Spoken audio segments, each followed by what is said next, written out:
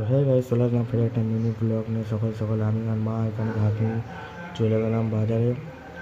তো বাজারে যাওয়ার পরে এখানে মা সেলাই করতে দিয়েছে, সেলাই করতে দিয়ে সময় বাজার থেকে আমি ঘরে চলে এসেছি। ঘরে মা পিৎজা ব্রেডকে মা পরোটা করে দিয়েছে, মা পিৎজা করবে বলে।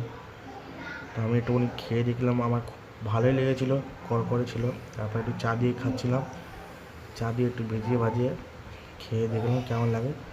ভালোই লেগেছে, আমার রিয়াকশানটা দেখেই বুঝতে পারছো তোমরা।